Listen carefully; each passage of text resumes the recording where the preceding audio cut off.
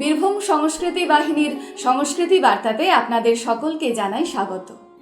সংস্কৃতি সম্পর্কে পণ্ডিত জওহরলাল নেহরু বলেছেন, সংস্কৃতি হলো মানুষের মন ও আত্মার বিকাশ। আসলে সভ্যতার সেই আদিম লগ্নে ঈশ্বর আমাদের জন্য যা কিছু সৃষ্টি করে দিয়েছেন, আমরা তাকে বলি প্রকৃতি। আর তারপর আমরা মানুষেরা আমাদের সৎ চিন্তা এবং শুভ বুদ্ধির মাধ্যমে যা কিছু করবার চেষ্টা করি তাকেই বলা হয় সংস্কৃতি। আজকের বিশেষ বিশেষ বার্তা। জেলায় জেলায় আলু পটলের ভোটের কথা।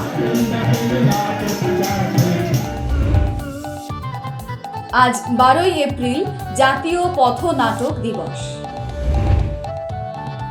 পশ্চিমবঙ্গের মন্দিরগাত্রে রামায়ণ গাথার চিত্র সম্বলিত সংস্কার ভারতীর সাংস্কৃতিক দেওয়ালপঞ্জির আনুষ্ঠানিক প্রকাশ।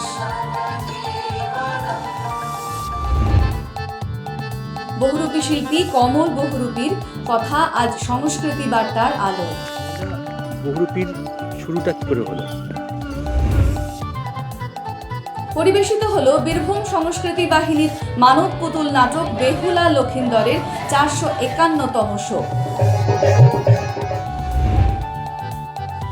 চলে গেলেন লাভপুরের ফুল্লরা মহাপীঠের রাজ পুরোহিত সঞ্জীব ওঝা। আমি ব্যক্তিগত মা ফুল্লরার। চলে গেলেন রবীন্দ্র ভারতী বিশ্ববিদ্যালয়ের নাট্য বিভাগের প্রাক্তন বিভাগীয় প্রধান ধ্রুব দাস। গাঁড়াপোতা থেকে 70 দশকের মাঝামাঝি সময়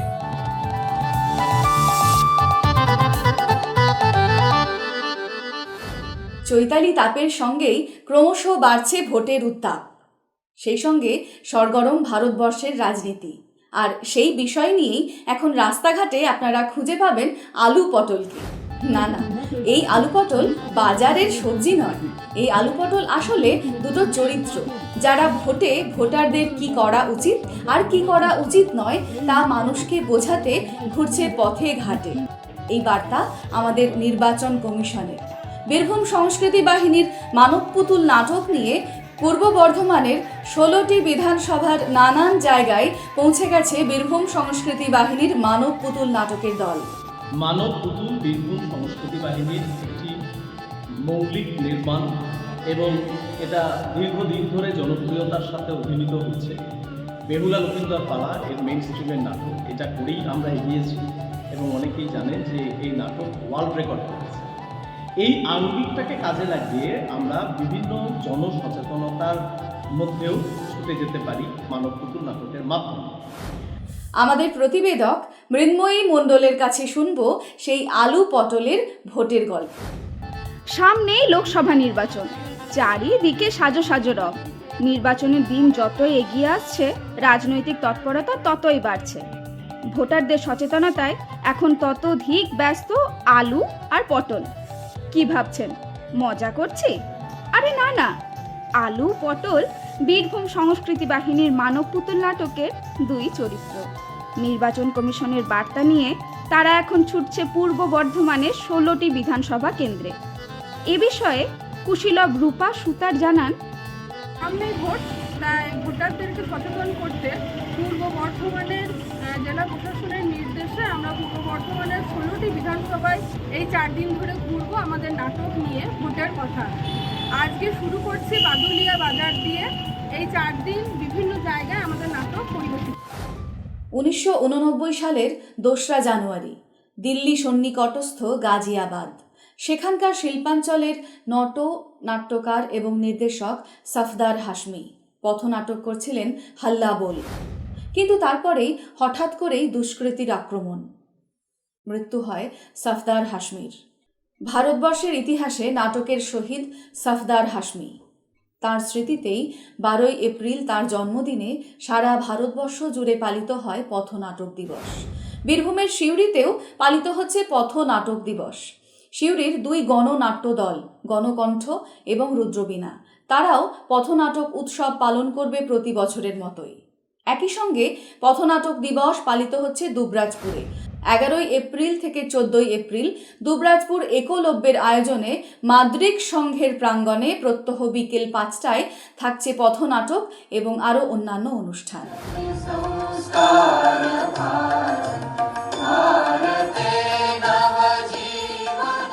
ভারতীয় সংস্কৃতি ন্যাস, সংস্কার ভারতী এবং Maulana Abul Kalam Azad institute of Asian স্টাডিজের যৌথ উদ্যোগে কলকাতার জাতীয় গ্রন্থাগারে হয়ে গেল নববর্ষের আবাহন বিষয়ক একটি বিশেষ অনুষ্ঠানে বাংলার মন্দির গাত্রে রামায়ণ গাথা সম্বলিত দেওয়ালপঞ্জির আনুষ্ঠানিক উদ্বোধন হয়।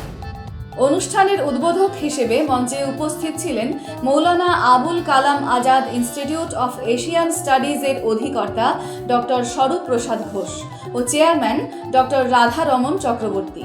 বিশেষ অতিথি ছিলেন জাতীয় গ্রন্থাগার কলকাতা অধিকর্তা ডক্টর অজয় প্রতাপ সিং, প্রত্নতাত্ত্বিক ডক্টর শুভ মজুমদার, বিশিষ্ট শিক্ষাবিদ ডক্টর জয়ন্ত রায়চৌধুরী প্রমুখ। উক্ত অনুষ্ঠানে গৌড়ীয় নৃত্য আঙ্গিকে ভাব সঙ্গীত সহযোগে নৃত্য পরিবেশন করেন সংস্থার শিল্পীরা। পরে তনুশ্রী মল্লিকের পরিচালনায় 30 জন নৃত্যশিল্পীকে নিয়ে পরিবেশিত হয় নববর্ষের বিশেষ গান। পরিবেশিত হয় রবীন্দ্রনাথ ঠাকুরের বাল্মীকি প্রতিভা।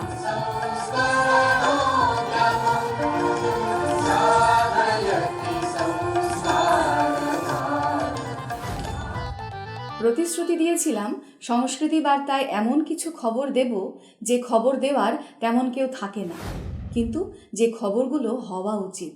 হয়তো এই খবরই সেই মানুষটির জীবনের অনুপ্রেরণা।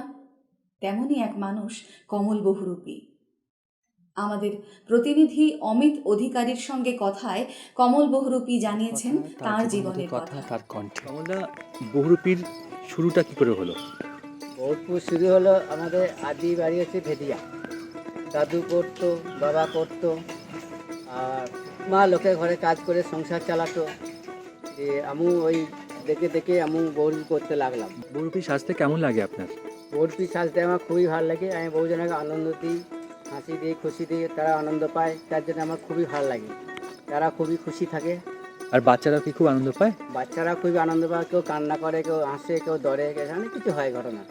কেউ ছুটতে লাগে, কেউ পড়ে যায়, বিভিন্ন রকম হয়ে যায়। তাতে আমার খুবই খুশি হয়, আনন্দ হয়, আমি দুঃখও ভুলে থাকি। পরিবারে কজন আছে কমলদা? পরিবারে 4 জন আছে। আচ্ছা, তারা সবাই আপনাকে সাহায্য করেন? তারা সাহায্য করে। আমার স্ত্রী আমাকে সাজিয়ে দেয়, রং মাখিয়ে দেয়, অনেক কিছু করে দেয়। আর একটা মেয়ে কিডনি ফেল হয়েছিল, তিনি লকডাউনে মারা গেছে। তারপরে মারা যাওয়ার পর আমার স্ত্রীরও হয়েছে কিডনি ফেল। তা এই হেল্পগুলো কিন্তু আমি বাইরে থেকে পাই, আমি নিজে পারি না। আমার আর্থিক অবস্থা খুবই খারাপ, তা বাইরে লোকে হেল্প করে বলে আমি এগুলো চালাতে। লড়াই কথা আমরা অনেক শুনেছি, তো এই লড়াইটা কিভাবে করেছেন যদি আমাদের বলেন? এভাবে লড়াইগুলোকে পাবলিক আমার সাথে আছে বলে আমি এই লড়াইগুলো করতে পারি। কীরকমভাবে করতে পারি, আমি যখন বিপদে পড়ে যাই তখন আমি লিখি বোর্ডে যে এরকম আমাকে সাহায্য করবেন, আমার এই হয়েছে ঘটনাগুলো, আমার মেয়ের কিডনি ফেল, সেটা আবার হয়েছিল, সবাই হেল্প করেছিল, তিনি মারা গেছে লকডাউনে। আবার তো এই সিরিজ হয়েছে, আবার লোকে এইভাবে আমাকে হেল্প করছে, যে ওই জন্যই আমি এগিয়ে যেতে পারি। বহুরূপী সেজে কি আপনার সংসার চলে যায়? বহুরূপী সেজে সংসার চলে যায় না, আমাকে আরও অনেক কিছু করতে হয়। বিভিন্ন রকমের কাজ, বাগানের কাজ, গাছ কাটা, মধু পাড়া, খেজুর গাছ ছোলা, রস বার করে রস বিক্রি করা, এইভাবে যায়। কমলদা, এই যে অন্যান্য কাজের কথা বললেন, এই কাজগুলো করতে গেলে তো অনেক সাহস লাগে। এই মধু পাড়া বা এই যে খেজুর রস পাড়া, অনেক ঝক্কি রয়েছে, তো এই সাহস পান কোত্থেকে? হ্যাঁ, আমার সংসারে প্রচুর অভাব, সেই জন্য আমাকে এরকম সাহস করে, হিম্মত করে আমাকে এই কাজগুলো করতে হয় অভাব বিছানোর জন্য। মানে জীবন আপনাকে সাহস জুগিয়ে দেয়। হ্যাঁ। কমলদা, এই বহুরূপী শিল্প আপনাকে কি দিয়েছে? এই বহুরূপী শিল্প আমাকে আনন্দ দিয়েছে, বহু আনন্দ দিয়েছে। অনেক জায়গায় গিয়েছি, আমি সৃজনী শিল্পেই থাকি, সেখান থেকেও আনন্দ পাই। বহু জায়গায় গিয়েছি, দিল্লিও গিয়েছি, এসব নিয়ে বহু আনন্দ পেয়েছি আমি। মানুষজন আপনাকে খুব ভালোবাসেন? মানুষজন খুবই ভালোবাসে, খুবই খুশি হয় তার জন্য। আপনাকে সবাই চেনেন এক ডাকে? সবাই আমাকে এক ডাকে চিনে, আমাকে নাম ধরে কমল বলে নাম ধরে ডাকলে আমাকেও চিনতে পারে না, ওর সঙ্গে বহুরূপী মেটে লাগাতে হবে, তাহলে সবাই চিনতে পারবে, একটা বাচ্চা ছেলেও চিনতে পারবে। আচ্ছা, কমলদা, জীবনে কি কোনো আক্ষেপ রয়েছে? হ্যাঁ, আক্ষেপ রয়েছে। মানে আমার তো মেয়ে মারা গেল, তার জন্য জীবনে বাঁচাতে পারলাম না, সে একটা আক্ষেপ রয়েছে। কমলদা, অত্যন্ত দুঃখিত আপনার কথা শুনে, কিন্তু এই যে আপনি বহুরূপী শিল্পের সঙ্গে যুক্ত এবং এত দিন ধরে বহুরূপী শিল্পকে বাঁচিয়ে রেখেছেন আপনার মতো করে, এখন যে মানুষরা আপনাকে দেখছেন, যারা আপনাকে দেখছেন, তাদের জন্য আপনি কি বলবেন? হ্যাঁ, বহুরূপীটা অনেক জন্য আনন্দ পাই, আমাদের সঙ্গে সব দর্শকরা পাশে আছে, তার জন্য আমি বহু আনন্দ, তাদের জন্য আমি ধন্যবাদ জানাই। আমাদের পাশে যেন তারা আমাদের সাথে থাকে, আর বহুরূপীটাকে আমি যেন বাঁচিয়ে রাখতে পারি। কমলদা, অনেক ধন্যবাদ আপনাকে। বীরভূম সংস্কৃতি বাহিনীর মৌলিক নাটক বেহুলা লখিন্দর পালা গত বছরই 416তম মঞ্চায়নে পেয়েছিল trans Oceania world record. In Indore, first time it is presenting by the Dr. Ujjwal Mukherjee and has created a world record in India, in Indore. Give a big hand and give a big applause round. 416 live shows across pan India doctor Ujjwal Mukherjee के माध्यम से। এবছর 450তম মঞ্চায়ন পূর্ব বর্ধমানের মাখালতোরে এবং 451তম মঞ্চায়ন মুর্শিদাবাদের মূলগ্রামে।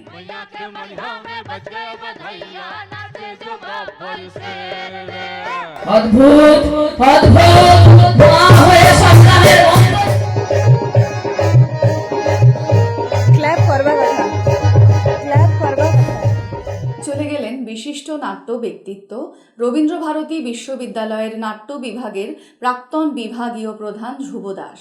মৃত্যুকালে তার বয়স হয়েছিল 71 বছর। গত 6 এপ্রিল প্রয়াত হয়েছেন রবীন্দ্রভারতী বিশ্ববিদ্যালয়ের নাটক বিভাগের প্রাক্তন অধ্যাপক ধ্রুব দাস। প্রয়াত ধ্রুব দাস কোনো রকম সরকারি বেসরকারি সাহায্যের পরোয়া না করে সম্পূর্ণ একক উদ্যোগে নিজের বাড়ির উপরে গড়ে তুলেছিলেন এক অভিনব থিয়েটার স্পেস। নাম দিয়েছিলেন আমভ্রিন পার্ক, একটি নাট্য নিরীক্ষাগৃহ। সম্পূর্ণ প্রচারের বাইরে নীরবে কাজ করে গিয়েছেন ধ্রুব দাস। নিজের বাড়িতেই গড়ে তুলেছিলেন থিয়েটার লাইব্রেরি। দুষ্প্রাপ্য অমূল্য সব বইপত্র পড়ার জন্য সকলের দরজা ছিল খোলা। দীর্ঘকাল দেশ পত্রিকায় নাট্য সমালোচনার গুরু দায়িত্বও পালন করেছিলেন ধ্রুব দাস। এমন নিঃস্বার্থ নাট্যবন্ধু ক্রমশ কমে আসছে। ধ্রুব দাসের প্রয়াণে বাংলা থিয়েটার হারালো এক নীরব নাট্য ব্যক্তিত্বকে। আমরা তাঁর স্মৃতিতে গভীর শ্রদ্ধা জ্ঞাপন করছি। বিশ্বভারতী বিশ্ববিদ্যালয়ের সঙ্গীত ভবনের প্রাক্তন বিভাগীয় প্রধান তারক সেনগুপ্ত জানিয়েছেন তার শোকবার্তা। বিগত 6 এপ্রিল সকাল 8:50 নাগাদ 71 বছর বয়সে না ফেরার দেশে চলে গেলেন নাট্য শিক্ষক, নাট্য গবেষক, আজন্ম বামপন্থী ধ্রুব দাস, যার পোশাকি নাম ডক্টর ধ্রুবচন্দ্র দাস। পশ্চিমবঙ্গের বনগাঁ অঞ্চলের গাঁড়াপোতা থেকে 70 দশকের মাঝামাঝি সময়ে কলকাতায় তিনি আসেন এবং নিজেকে তিল তিল করে গড়ে তোলেন বিশেষত বামপন্থী মনস্ক সাহিত্যিক, সমালোচক, সমাজকর্মী এবং প্রখ্যাত শিক্ষক তরুণ সান্যালের অভিভাবকত্বে। পরবর্তীকালে 1977-79 শিক্ষাবর্ষে রবীন্দ্রভারতী বিশ্ববিদ্যালয়ের নাট্য বিভাগ থেকে স্নাতকোত্তর বিভাগে বিশেষত নাট্য রচনার বিষয় নিয়ে তিনি সসম্মানে উত্তীর্ণ হন এবং তারও পরবর্তীকালে একজন লোকনাট্য গবেষক হিসেবে নিজের গবেষণা কর্ম সম্পন্ন করেন তরুণ রায় এবং দেবনারায়ণ গুপ্তের তত্ত্বাবধানে। আমার সঙ্গে তার আলাপ 1979 সালের প্রথম পর্বে তিনি যখন শ্রী কুমার রায়ের তত্ত্বাবধানে রবীন্দ্রভারতী বিশ্ববিদ্যালয় প্রযোজিত নাট্যকর্ম রথের রশিতে কাজ করছিলেন, সেই রকম সময় একটি ক্লোজ ডোর বা ফাইনাল রিহার্সালের সময় রথের রশি নাটকের শূদ্র দলপতি চরিত্রে অভিনয়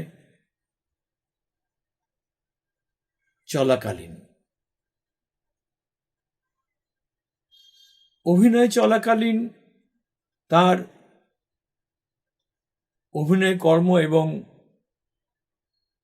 চরিত্রের প্রতি তার নিষ্ঠা দেখে মনে মনে অনুপ্রাণিত হয়েছিলাম এবং সেই নাট্যকর্মের পরেই পরিচিত হয়েছিলাম তার সঙ্গে, এবং যে বন্ধন সুদৃঢ় ছিল তার আজন্ম মৃত্যুকাল অবধি। একজন বন্ধু, একজন প্রকৃত বন্ধু সমালোচককে হারিয়েছি আমি ওই 6 এপ্রিল সকালে। 51 পীঠের অন্যতম সতীপীঠ লাভপুরের ফুল্লরা মহামন্দিরের পরবর্তী রাজপুরোহিত কে হবে? কি এই রাজপুরোহিত প্রথা? কবে থেকেই বা চলে আসছে এই প্রথা? এইসব নানান প্রশ্ন আবার সামনে আসছে। তার কারণ লাভপুরের ফুল্লরা মহামন্দিরের রাজপুরোহিত সঞ্জীব ওঝা, তার জীবনাবসান ঘটেছে। প্রয়াত হলেন 51 পীঠের অন্যতম সতীপীঠ ফুল্লরা মন্দিরের রাজপুরোহিত সঞ্জীব ওঝা। প্রায় 6 দশক ধরে তিনি এই পদে আসীন ছিলেন। 24 প্রজন্ম ধরে চলে আসা এই রাজপুরোহিত বংশের ইতিহাস সম্পর্কে জানিয়েছেন ইতিহাস গবেষক প্রণব চট্টোপাধ্যায়। সংরক্ষিত যে বংশ তালিকা সেখান থেকে পেয়েছি যে ওনাদের পূর্বপুরুষ ছিলেন যে রামদিন ঝা। মোটামুটি তিনি এখানে এসেছিলেন 14 শতাব্দীর প্রথম ভাগে, অর্থাৎ 1310-15 খ্রিস্টাব্দ নাগাদ। এরা দ্বারভাঙা অঞ্চলের নরৌনের সক্তারপুর বলে একটা গ্রাম থেকে তারা এসেছিলেন। সেই সময়ে এই বাকুল এই এলাকাটা ছিল সামলাবাদ বলে রাজত্ব ছিল। সেই সামলাবাদের সেই সদস্য ছিলেন বীরমণি সিংহ বাহাদুর।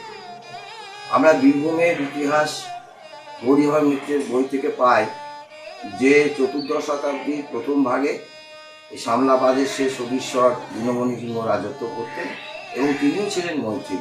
তবে তারা কবে এসেছিলেন সেটা নিয়ে পাওয়া যায় না ইতিহাস। তবে আনুমানিক 30 বছর করে ধরে হলেও ইনি 14 শতাব্দীর প্রথম ভাগেই রামদিন ঝা এসেছিলেন। সঞ্জীব ওঝা এবং তার বংশকে রাজপুরোহিত বলা হয় কেন? রাজপুরোহিত ব্যাপারটা হচ্ছে যে লাভপুরের তৎকালীন জমিদার বংশ অর্থাৎ বন্দ্যোপাধ্যায় সরকার ইত্যাদি যে জমিদার গোষ্ঠী ছিল তারাই রাজপুরোহিত ভাবদের অর্থ হয়েছে এই জমিদারদের নিজস্ব পুরোহিত। তোমরা লক্ষ্য করে দেখবে হয়তো যে ফুল্লরা মন্দিরের যে পশ্চিম দিকের যে ছোট দরজা ছিল সেখানে সঞ্জীব ওঝা, তার পিতা লক্ষ্মীকান্ত ওঝা, তার পিতা যোগেন্দ্রনাথ ওঝা, তার পিতা তিলকবি ওঝা, এরা বংশ পরম্পরায় সেখানে বসে পুজো পাঠ করেন। এখন প্রশ্ন, মন্দিরের রাজপুরোহিত কে হবেন? এই নিয়ে মতামত জানিয়েছেন প্রয়াত সঞ্জীব ওঝার পুত্র দেবাশিস ওঝা। আমার বাবা গত 5 এপ্রিল পরলোক গমন করেছেন। ফুলরা মহাপীঠে আমরা পূজার্চা করছি এবং রাজপুরোহিতের ভূমিকায় আছি। আজ 5 দিন হলো বাবার গত হয়। আমি ব্যক্তিগত মা ফুলরার বড় ভক্ত, জানি না কি করবেন মা, তবে মা যদি চান আগামী দিনে আমাকে দেখতে ওখানে পুজোরা হিসাবে, তাহলে নিশ্চয়ই আমি ওখানে আবার পৌঁছাবো। সবই মায়ের ইচ্ছা, মায়ের কৃপাতেই যাই। সংস্কৃতি বার্তার পক্ষ থেকে আপনাদের জন্য রইল নববর্ষের অগ্রিম শুভেচ্ছা। তবে শুধু শুভেচ্ছা নয়, বীরভূম সংস্কৃতি বাহিনীর উদ্যোগে কালিকাপুর নাট্য আশ্রমে অনুষ্ঠিত হতে চলেছে চৈত্র সংক্রান্তিতে বর্ষ বিদায়ের অনুষ্ঠান এবং নববর্ষের সকালে বর্ষ আবাহন। আপনাদের সকলকে জানাই বীরভূম সংস্কৃতি বাহিনীর পক্ষ থেকে আন্তরিক আমন্ত্রণ। সংস্কৃতি বার্তা আপনাদের কেমন লাগছে আমাদের অবশ্যই জানান। যদি আপনি এই চ্যানেলে নতুন হয়ে থাকেন তাহলে অবশ্যই সাবস্ক্রাইব করুন বীরভূম সংস্কৃতি বাহিনীর ইউটিউব চ্যানেল আর বেল আইকনটি চেপে দিন। বেল আইকনটি চেপে দিলে আমাদের সমস্ত কাজের খবর আপনার কাছে পৌঁছে যাবে সকলের আগে। আর যদি ভালো লাগে তাহলে অবশ্যই লাইক করুন আর আপনার মতামত জানান আমাদের কমেন্ট বক্সে। নমস্কার, সংস্কৃতি বার্তা আজকের মতো এই পর্যন্তই। আবার নতুন কিছু সংস্কৃতির খবর নিয়ে আপনাদের সঙ্গে দেখা হবে আগামী শুক্রবার ঠিক সন্ধ্যা 7টায়।